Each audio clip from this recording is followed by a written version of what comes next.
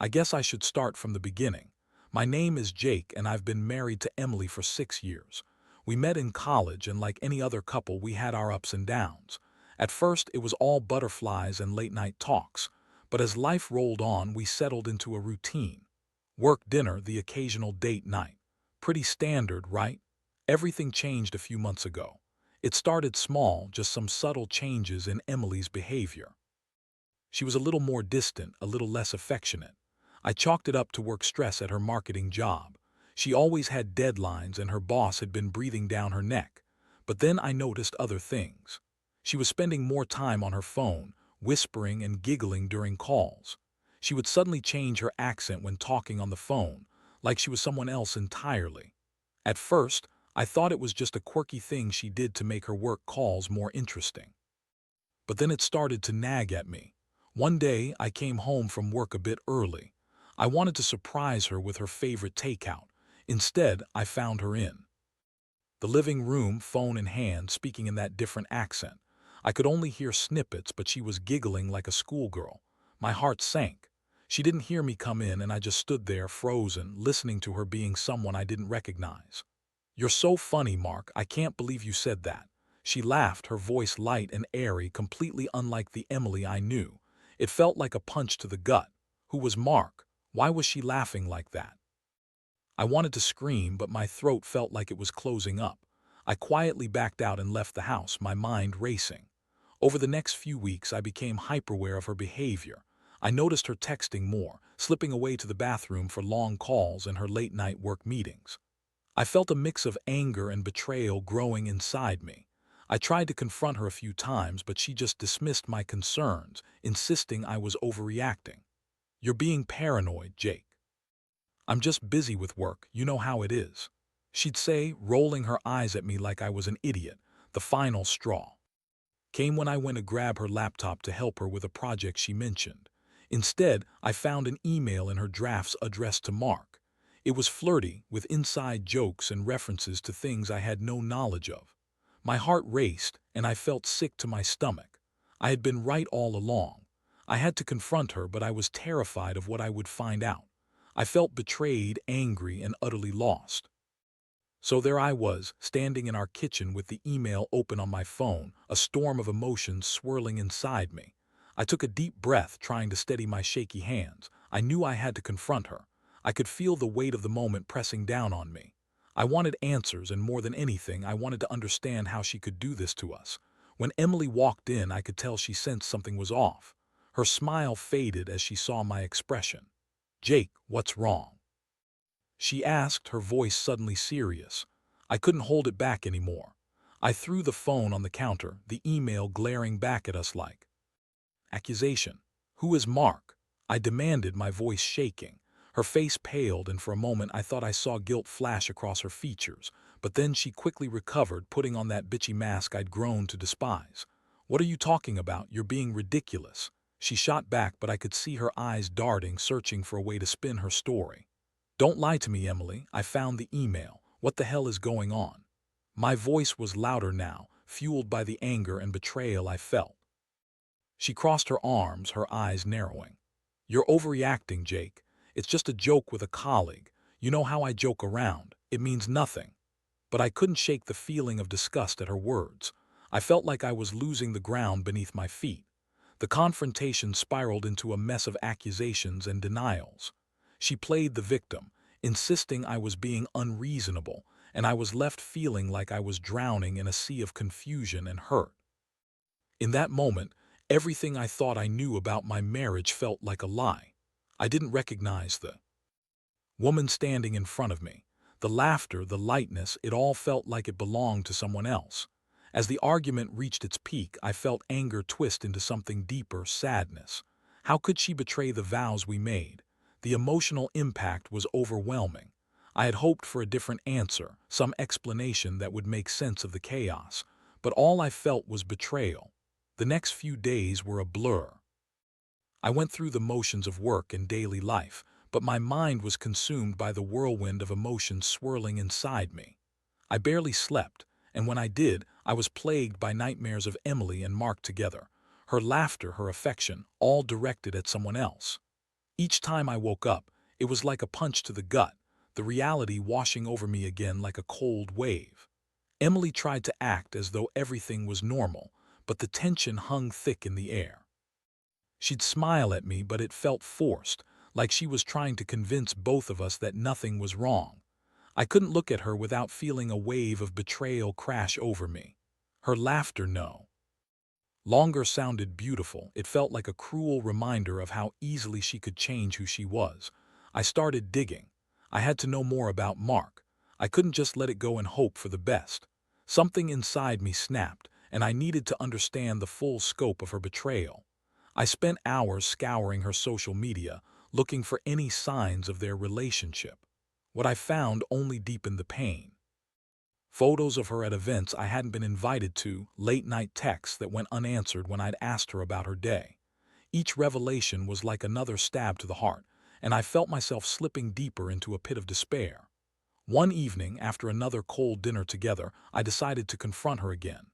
"Emily," I said, my voice steady but laced with barely contained emotion, "I need you to tell me the truth.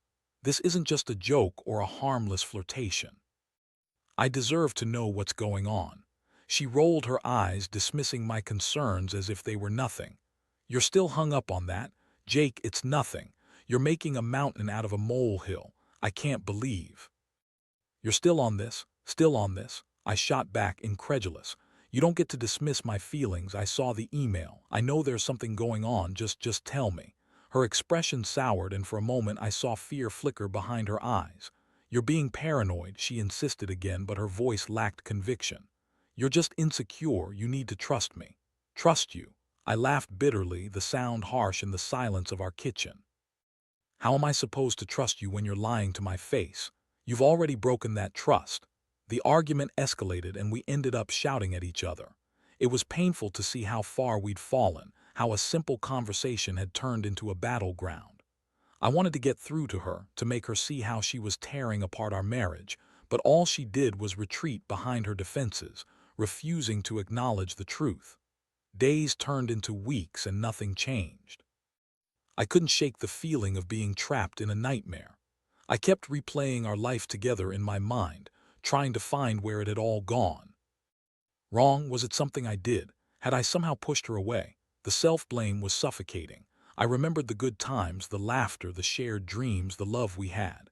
It felt like a distant memory, like I was watching someone else's life. In the midst of all this, I confided in my best friend, Mike. I needed an outsider's perspective, someone who could help me sort through the mess in my head. Over beers at our usual bar, I laid everything out on the table. He listened patiently as I recounted the changes in Emily, my discovery of her email, and the confrontation that followed. "Dude, that's rough," he said, shaking his head. "Have you thought about what you want to do? I mean, this isn't just a little thing. She's cheating on you." The word hit me like a slap. Cheating. It felt so definitive, so brutal. I'd always thought of cheating as something that happened to other people, never to me. But here I was, living it. "I don't know, man," I admitted, my voice barely above a whisper. "I love her, but I can't just walk around pretending everything's fine. I feel like I'm losing myself." "Look, you need to set boundaries. You deserve better than this. If she's not willing to come clean, it's time to make some tough choices," Mike advised, his tone serious. His words stuck with me. I knew I needed to make a decision, but the thought of leaving Emily felt like a death sentence to our relationship, a finality I wasn't ready to face. I didn't want to be the bad guy, the one who tore apart a family. But my heart was breaking, and every moment spent with her felt like a betrayal. That night I sat alone in our living room, staring into the darkness. I thought about Emily and the woman she had become, how every laugh felt like a dagger. I couldn't ignore the truth any longer. I had to confront the reality of my situation. Finally, I made a decision. I wouldn't just sit around waiting for her to confess or change. I needed to take control of my own life. The question was, how? What would my next move be? I felt an unsettling mix of fear and resolve. Whatever happened next, I knew it would change everything. The decision to confront Emily again wasn't just about the affair anymore. It was about reclaiming my life. I couldn't let her lies and deception dictate my happiness any longer. I spent days planning what I wanted to say, rehearsing the conversation in my mind like a script. I wanted to be calm, clear, and assertive. No more shouting matches or angry accusations. I needed to get to the heart of the matter and demand the truth. On a Friday evening, I chose my moment carefully. Emily was in the kitchen prepping for dinner. The smell of garlic and herbs filled the air, a stark contrast to the turmoil inside me. I took a deep breath as I stepped into the kitchen, my heart pounding. "Emily, we need to talk," I said, my voice steady but firm. She looked up, her expression shifting from surprise to annoyance. "Jake, can't it wait? I'm busy right now." "No, it can't wait," I pressed, my resolve hardening. "This is important." She sighed, wiping her hands on a dish towel, clearly irritated that I was interrupting her. "What is it this time? Are you still on about Mark?" I met her gaze, trying to read her eyes. "Yes, I am. We need to have an honest conversation about what's going on between you two. I deserve to know the truth." Emily crossed her arms, her eyes narrowing. "You're making a fool of yourself, Jake. I've told you it's nothing serious, it's just a work thing." "Just a work thing," I echoed, clenching my fists. "You've been laughing and flirting with him. That's not just a work thing. It's emotional cheating, and I won't stand for it." Her expression hardened, and I could see the walls going up again. "You're being dramatic. You need to trust me. I can't believe you're still holding on to this." "Trust is earned, Emily," I shot back, the anger boiling over. "And you've broken that trust. I'm not going to play this game anymore." The tension in the room thickened, and a silence stretched between us. I could see her face shift from anger to something softer, almost fearful. I thought maybe this was the moment I'd finally reach her, but she quickly masked it. "What do you want me to say, Jake? That I'm cheating on you? Because I'm not. You're just insecure and you need to get over it. Stop deflecting." I yelled, frustration pouring out of me. "You're not even acknowledging the emotional impact this is having on me. How do you think I feel watching the woman I love flirt with another man? It's destroying me." She opened her mouth to respond, but the anger in her eyes flickered and dimmed. For a moment, I thought I saw a glimpse of regret, but it was gone as quickly as it appeared. Instead, she took a deep breath and straightened her posture. "What do you want from me, Jake? If you think I'm going to just confess to something that's not happening, you're mistaken. Then explain it to me. Explain why you're acting this way, why you're speaking to him in a different accent. How is any of this normal? I don't owe you an explanation for my friendships," she snapped. "You're just being controlling. You always do this." "Controlling?" I laughed bitterly. "How am I being controlling by wanting to know the truth? This is our marriage. We should be honest with each other." She scoffed, shaking her head. "You're making it sound like I'm committing some sort of crime. It's just a bit of fun, Jake. You need to lighten up." "A bit of fun at my expense," I replied, incredulous. "You think it's fun to watch your partner suffer because you can't be honest with them?" Emily threw her hands up in frustration. "You're twisting everything. I'm not the bad guy here." "No," I interrupted, my voice firm. "You're not the bad guy, but you're not being a partner either. You're hiding things from me. I'm trying to understand, but you keep shutting me down." The argument continued, a back and forth of accusations and denials, but as time went on, it became clearer to me that this wasn't just about Mark. This was about Emily and the choices she was making. I realized I had to lay it all on the line. "Emily," I said, my tone softening as I tried to appeal to the woman I once loved. "If you truly care about me, I need you to choose. Are you with me, or are you with him? Because I can't keep doing this if you're not all in." Her expression faltered, and for a brief moment I saw uncertainty in her eyes. I pressed on. "I'm willing to work on this. I want us to be a team again, but I need you to be honest with me. No more lies, no more games." She hesitated, and I could feel the tension shifting. "Jake," she started, her voice softer. Before she could finish, her phone buzzed on the counter, cutting into the moment. She glanced at it, and her expression changed once more, a smile creeping onto her face. "It's just work," she said quickly, her voice suddenly chipper. "I need to take this." I watched her walk away, the moment slipping through my fingers like sand. The resolve I'd built began to crumble, replaced by a sense of hopelessness. It was clear to me that no matter how hard I tried, she wasn't ready to face the truth. As I stood there, feeling the weight of her absence, I realized I couldn't keep waiting for her to make a choice. I needed to take control of my own future. I was done waiting for her to come around. That night, as I lay in bed, I felt a sense of clarity wash over me. I knew I had to make a decision, not just for Emily, but for myself. I couldn't let her betrayal define me. I would take the power back, no matter what that meant for our relationship. The next steps would be difficult, but I felt a growing strength within me. It was time to put my own needs first. The next few days were agonizingly quiet. Emily and I moved like strangers in our own home. The tension had shifted from anger to an almost suffocating silence, and it felt like we were both tiptoeing around a volcano, waiting for it to erupt. I spent my evenings trying to distract myself, poring over old photos, reliving happier moments. But every smile reminded me of the cracks that had formed in our relationship. I couldn't shake the feeling that I had to act. I had to confront the reality of Emily's infidelity head-on. I spent every waking moment contemplating my next move. Did I want to fight for this marriage, or was it time to walk away? I knew I had to make a choice soon, but the thought of losing her completely felt like a weight I couldn't bear. Then, one evening, while I was cleaning up after dinner, I noticed Emily's phone sitting on the kitchen counter. For a moment, I debated whether to respect her privacy or seize the opportunity. The feeling of betrayal was still fresh, and the curiosity gnawed at me. It felt wrong, but I had to know the truth.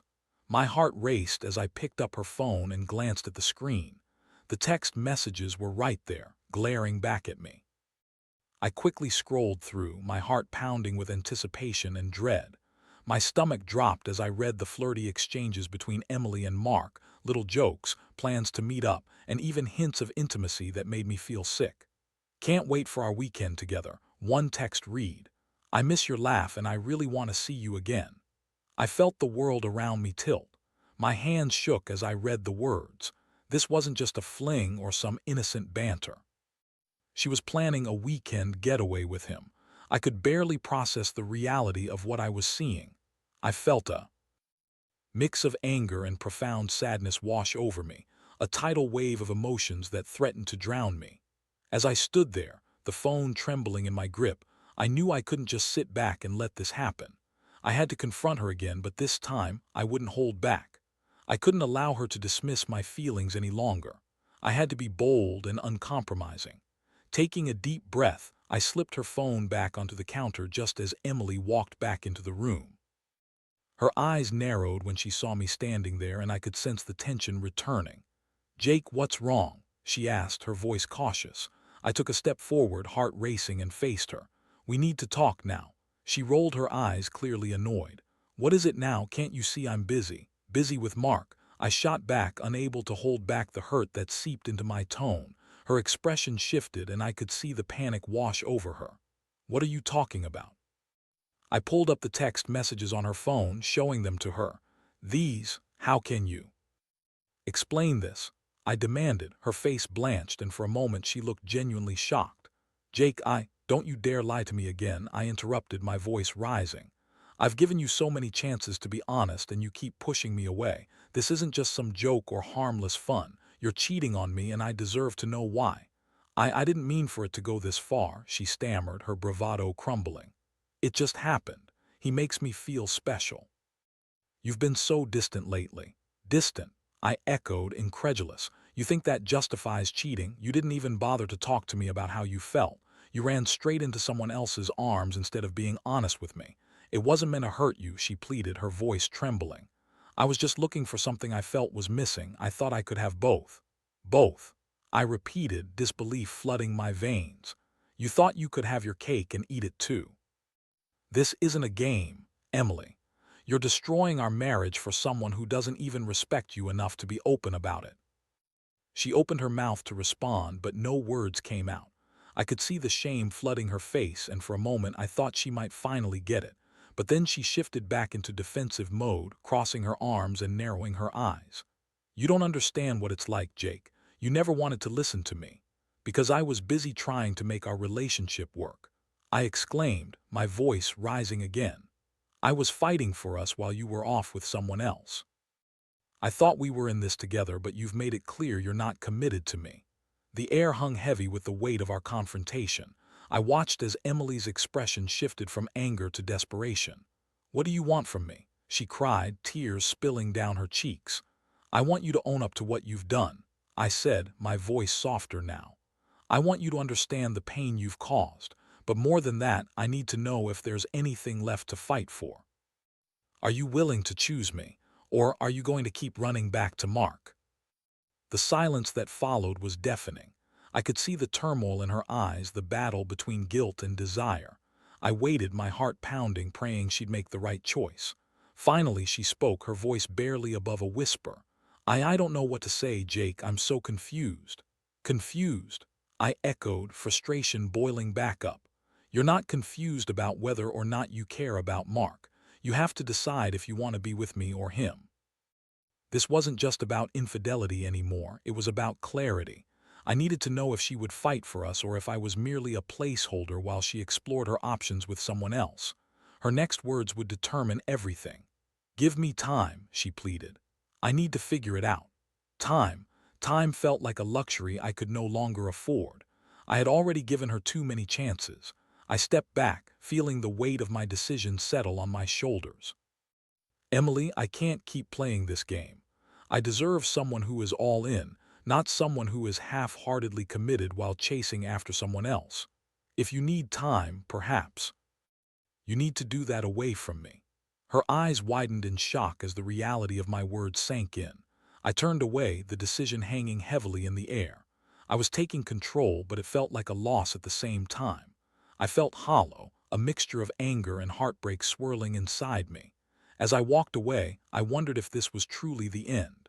Would she choose to fight for our marriage, or was I already too late? Whatever the answer was, I felt a sense of finality wash over me.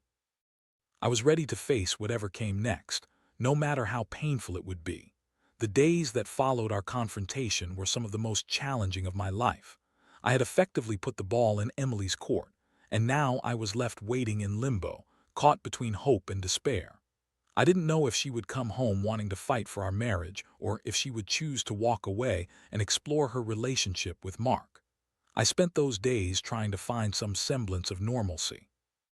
I returned to work, threw myself into projects and made small talk with colleagues, but my mind was never fully present. It was consumed by thoughts of Emily and the choices we both faced. I could barely concentrate, and I found myself staring blankly at my computer screen, wishing for answers that seemed just out of reach. Emily texted me occasionally, checking in and asking how I was doing. Each time I received a notification from her, my heart raced with anticipation.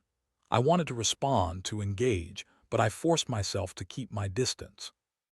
I needed her to take the initiative, to show me that she truly cared about saving our marriage. Finally, after nearly a week of silence, Emily came home one evening with an air of determination. I could sense something had shifted in her, and I knew this was the moment I had been waiting for. I watched her as she walked into the living room, her expression serious but not hostile. "Jake," she said, her voice firm yet vulnerable. "Can we talk?" I nodded, my heart pounding. I gestured for her to sit down, and I took a seat across from her, bracing myself for whatever was about to unfold. "I've done a lot of thinking," she began, her eyes locked onto mine. "I realized that I've been selfish. I let my insecurities drive me into someone else's arms instead of facing the issues between us." Her admission struck a chord. It was the first time I had seen her truly acknowledge her actions without deflection or excuses.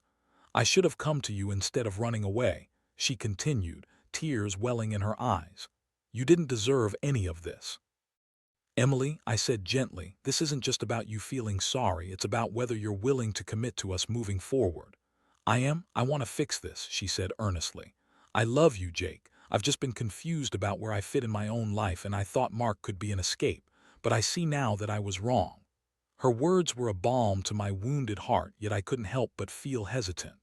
"Words are easy, but actions speak louder," I reminded her. "You've hurt me deeply, and it'll take time to rebuild that trust." "I understand," she replied, her voice steady. "I'm ready to do whatever it takes. I'll cut ties with Mark for good. I'll do the work needed to show you that I'm committed. I want to be better for you and for us." I studied her face, searching for any sign of insincerity, but all I saw was genuine remorse. It was what I had been hoping for, yet a part of me still felt a twinge of doubt. "How can I be sure this time will be different?" I asked, my voice laced with skepticism. "I'll show you," she insisted. "I want to go to therapy together to work through the issues that led me to stray. I need to understand myself better, and I want your support in that process." The thought of couples therapy was daunting, but I knew it could help us navigate the broken pieces of our relationship. "I'll consider it," I told her, cautious but willing to take a step forward. "Please, Jake, I love you and I want to make this right," she pleaded, her eyes glistening with tears. Feeling a mix of hope and trepidation, I took a deep breath. This was a pivotal moment, one where I had to decide if I could trust her again. If we're going to try, it has to be all or nothing. No more secrets, no more half measures. You need to be completely open with me. "I promise," she vowed, her voice trembling with emotion. "No more secrets." As we talked, the walls that had built up between us began to crumble. It wasn't an instant fix, but I felt a flicker of hope ignite within me. Perhaps this was our chance to rebuild what had been broken. But there was also a nagging fear. What if she faltered again? That night, as we lay in bed, I felt uneasy but hopeful. I wanted to believe in Emily's commitment to change. As I turned to her, I saw her staring at the ceiling, lost in thought. "What are you thinking about?" I asked softly. "I'm just scared," she admitted. "I don't want to lose you, but I also don't want to screw this up again." "We have to be patient with each other," I replied, feeling a sense of calm wash over me. "This will take time, but if we're both in it together, I believe we can make it work." Emily turned to face me, her expression earnest. "I won't let you down, Jake. I'll do everything I can to prove that I'm committed to us." As I looked into her eyes, I felt a fragile sense of hope. I knew it wouldn't be easy, and there would be hurdles ahead, but we were willing to fight for our love.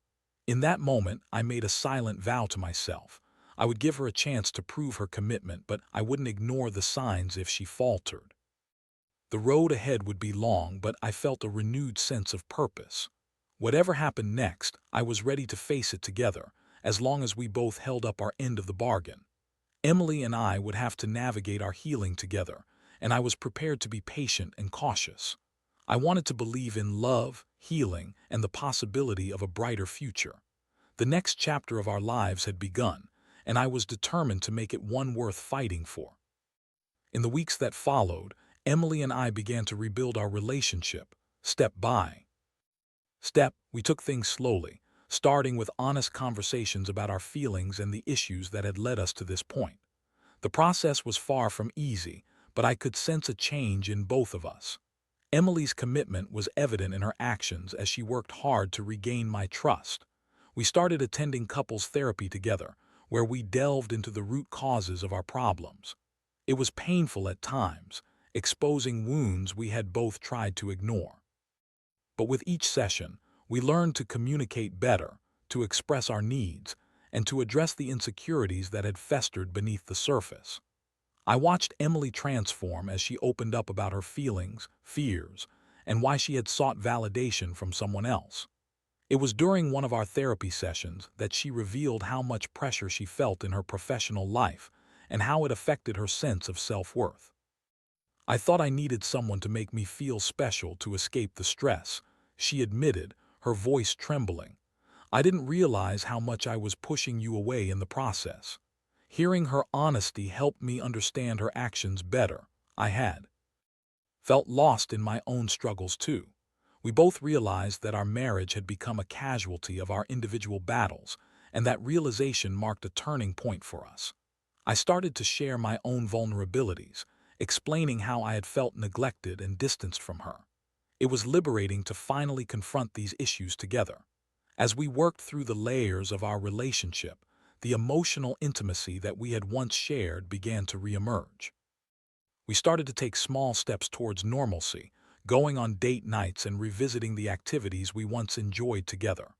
Laughing over shared meals, taking long walks, and just being present with one another felt healing. We embraced the little things that had once connected us, and I started to see glimpses of the woman I had fallen in love with, the Emily who was affectionate, kind, and genuine. Yet, every so often, moments of doubt would creep in. I would catch myself looking at her with a mix of love and lingering fear. What if she slipped again? What if the walls she had built up before were still lurking behind the surface? But instead of letting those fears consume me, I chose to communicate openly. "I love you, Emily, but I still have moments of doubt," I told her one night. "I understand," she replied, her eyes filled with sincerity. "Trust takes time, and I'm here to prove to you that I'm committed to us. I'll keep working on myself, and I hope you'll keep talking to me about your feelings, even when it's hard." Those conversations became a lifeline for both of us. It was in those moments of vulnerability that I realized we were both committed to healing and growing together. Each time I expressed my fears, I saw her respond with empathy, and it brought us closer. I learned to lean on her as she leaned on me. Months passed, and slowly but surely we began to find our rhythm again. The dark cloud that had loomed over our marriage started to lift, replaced by an emerging sense of hope and unity. We celebrated small victories, like navigating tough conversations without anger or misunderstanding. Each positive interaction was a brick in the foundation we were rebuilding together. I also took the time to reflect on my own needs and desires. I found solace in personal hobbies, reconnecting with friends, and engaging in activities that brought me joy outside of our relationship. I realized that while I loved Emily, I also needed to nurture my own identity. It was a lesson in balance, finding a way to be a partner without losing myself. As we approached our first anniversary since the affair, I felt both nervous and hopeful. We had come so far, but that date held a weight of its own. Emily suggested we celebrate by going back to the place where we had our first date. I agreed, and as we sat at the same cozy restaurant, I felt a mix of nostalgia and anticipation. As we reminisced and shared a meal, I looked across the table and saw a different woman. Emily seemed more confident, more present. We laughed, and for the first time in a long while I felt at ease. It was as if we were rediscovering each other all over again. "Thank you for being patient with me," she said, her voice warm. "I know I hurt you, and I don't take that lightly. I'm grateful we're here together." I smiled, feeling the weight of the past slowly lift. "We've both learned a lot, haven't we? I'm proud of us for facing our issues together." As we clinked our glasses, I felt a surge of hope. It wasn't about forgetting what had happened, but rather about moving forward with a renewed understanding of each other. I knew it would take ongoing commitment from both of us, but I was ready to invest in our future. In that moment, I realized that love is not just about the good times. It's also about how you navigate the storm together.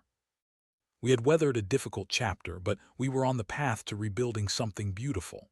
As the evening drew to a close, I looked into Emily's eyes and saw not just a partner, but a teammate ready to face whatever life threw our way. I felt a sense of peace wash over me. Whatever challenges awaited us, I knew we could overcome them together. In the end, I learned that love is a choice that requires effort, understanding, and honesty. It's messy, complicated, and sometimes painful, but it can also be incredibly rewarding. I was grateful for the opportunity to rediscover that love with Emily, and I felt hopeful about the future we were building together, one where we could truly grow, learn, and thrive as partners once again.